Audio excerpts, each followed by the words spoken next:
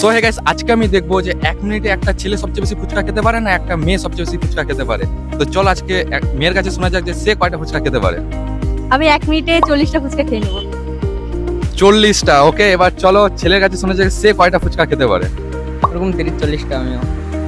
30-40টা। তো চলো এবার ফুচকার দোকানে যাওয়া যাক আর দেখা যাক সবচেয়ে বেশি কে ফুচকা খেতে পারে। তো গাইস, ফাইনালি আমরা অনেকটা দূর ঘুরতে ঘুরতে মানে হাঁটতে হাঁটতে টোটো করে তারপরে একটা ফাইনালি ফুচকার দোকান পেয়ে গেছি, তোমরা পিছনে দেখতে পাচ্ছ।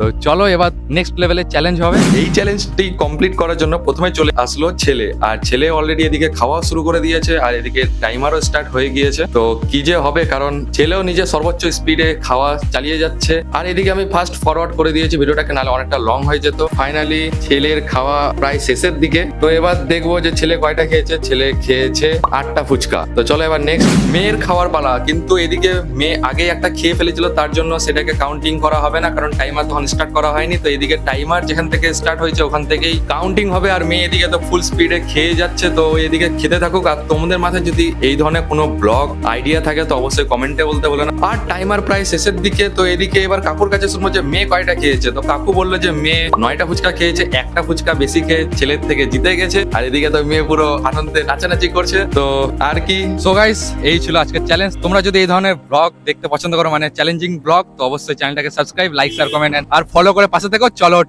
টাটা।